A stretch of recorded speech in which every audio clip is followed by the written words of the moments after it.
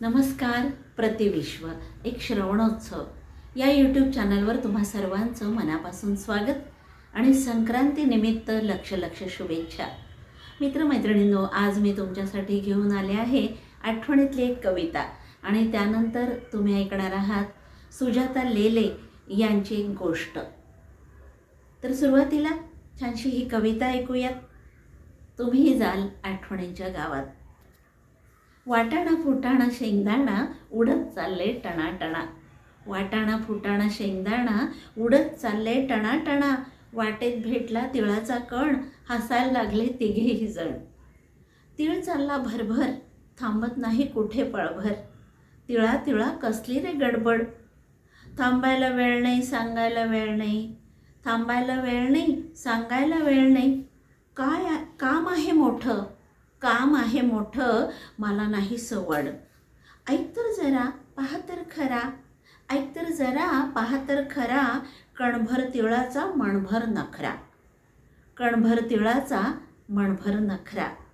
बघा तरी थाट सोडा माझी वाट, बघा तरी थाट सोडा माझी वाट. बघूया गंमत करूया जम्मत, चला रे जाऊ याच्या बरोबर, चला रे जाऊ याच्या बरोबर. तीळ चालला भरभर, तीळ चालला भरभर, वाटेत लागले ताईचे घर. तीळ शिरला आत थेट स्वयंपाकघरात, तीळ शिरला आत थेट स्वयंपाकघरात. ताईच्या हातात रिकामी परात, हलवा करायला तीळ नाही घरात. ताई बसली रुसून तीळ म्हणतो हसून, ताई बसली रुसून तीळ म्हणतो हसून.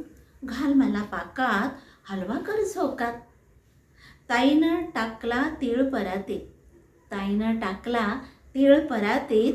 चमच्याने थेंब थेंब पाक ओतीत. इकडून तिकडे बसली हलवीत, इकडून तिकडे बसली हलवीत.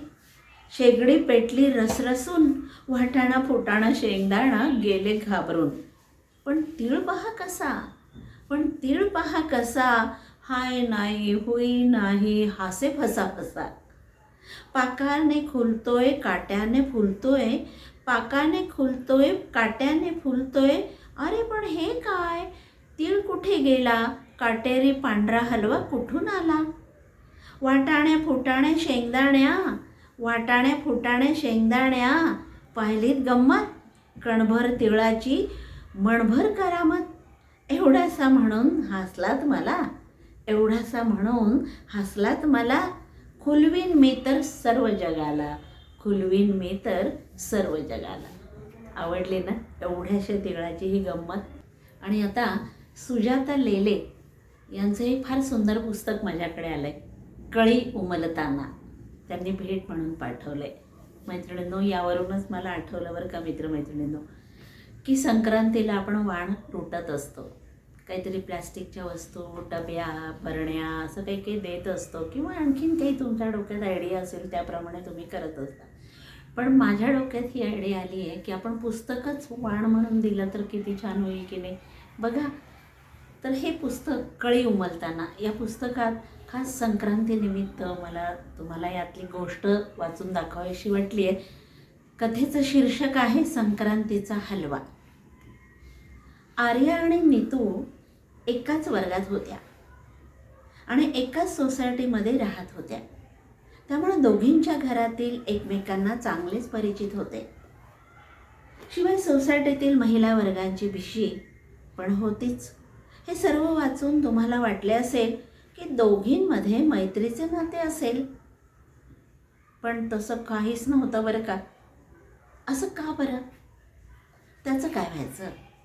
आर्याला परीक्षेमध्ये उत्तम गुण तर मिळायचेच, पण त्याचबरोबर आंतरशालेय वक्तृत्व कथाकथन स्पर्धेमध्ये तिचा पहिला नंबर पण यायचा बरं का. शाळेत तिचा सत्कार व्हायचा आणि आर्याची आजी नातीचं कौतुक भिशीमध्ये सगळ्या बायकांसमोर करायची. त्यामुळे सोसायटीतले सर्वजण आर्याचं अभिनंदन करत. नीतूची आई पण घरामध्ये आर्याचं कौतुक करायची. हे मात्र नीतूला अजिबात आवडायचं नाही. शाळेमध्ये काय किंवा सोसायटीमध्ये काय, आर्या नीतूशी छानच बोलायची, पण नीतूला वाटायचं की आर्याचं गोड बोलणं म्हणजे आपल्याला चिडवणंच आहे, स्वभावाला औषध नाही. हे किती खरं आहे ना. असो, यावर्षी पण नेहमीप्रमाणे नीतूच्या आईनं संक्रांतीनिमित्त हळदी कुंकवाला साऱ्या भिशी वर्गाला बोलावलं होतं. आईनं नीतूला मदत करायला सांगितलं. नीतूनं प्रथम भरतकाम केलेला टेबल क्लॉथ टेबलावर घातला. मग हळद कुंकवाची कोयरी, अत्तरदाणे, गुलाबदाणे त्यावर ठेवली आणि रिकाम्या खोक्याला छानपैकी सजवलं आणि त्यामध्ये तिळगुळाच्या वड्या ठेवल्या. मग नीतू आईला म्हणाली, आई, हलवा कुठे ठेवलाय गं?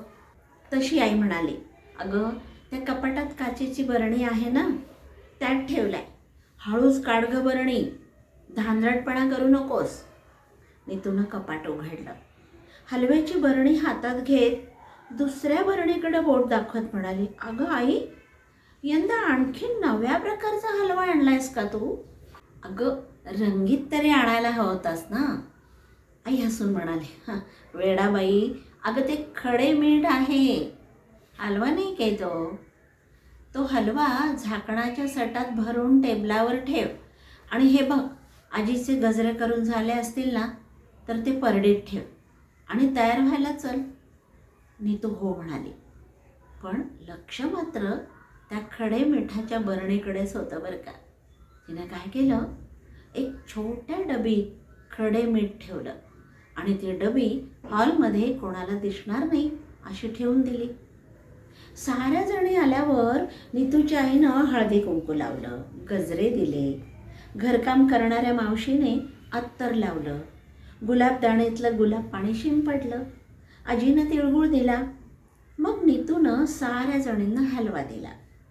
कोणाचं लक्ष नाही बघून आर्याला हलवा म्हणून डबीतलं खडे मीठ दिलं. आर्यानं हलवा समजून लगेच तोंडात टाकला आणि एकदम म्हणाली, ई मावशी, अगं हलवा खारट लागतोय. त्याबरोबर नीतू चपापलीच. तिनं आईकडे बघितलं तर आई डोळे वटारून तिच्याकडे बघत होती. आईच्या सारं लक्षात आलं होतं, ही काहीतरी बोलणार. तेवढ्यात आर्याच्या आईनं नीतूला जवळ घेतलं आणि म्हणाली, नीतू बाळा, तुला असं करायला सुचलं याचाच अर्थ तुझ्याकडे हुशारी हा गुण लपलाय बरं का. फक्त त्या गुणाचा चांगल्या गोष्टीमध्ये उपयोग कर, म्हणजे तुझ्या हुशारीचा उपयोग चांगल्या गोष्टीसाठी कर. हं, म्हणजे मी पण खूप अभ्यास करीन, सर्व स्पर्धांमध्ये भाग घेईन, त्यासाठी खूप मेहनत घेईन, असे चांगले विचार मनात आणलेस ना की बघ, तुला सुद्धा यश मिळेल. आणि बरं का बेटा नीतू, वाईट विचार मनात आला ना की आधी स्वतःवर त्या वाईट विचाराचा प्रयोग करायचा. तेवढ्यात नीतूची आजी आली आणि म्हणाली, नीतू, हे उरलेले 4 खडे आता तू खाऊन बघ बरं. हे घे. आजीनं नीतूला ते 4 खडे खायला लावलेच. ते खाल्ल्यावर नीतूला रडू आलं. तिनं आर्याची क्षमा मागितली.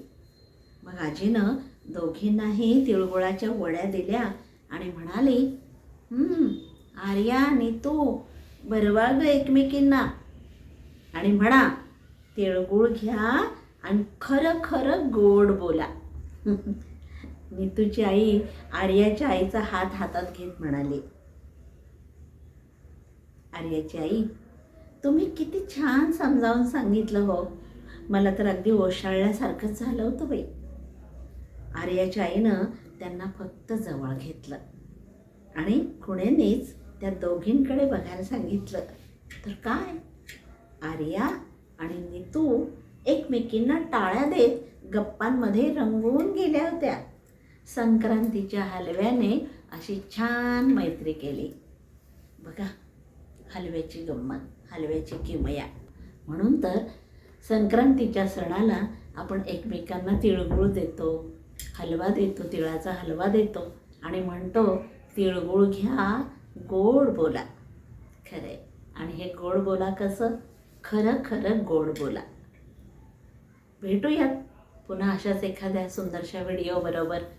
पुनश्च संक्रांतीच्या लक्ष लक्ष शुभेच्छा. आणि हा शब्दांचा तिळगुळ घ्या आणि गोड बोला. नमस्कार.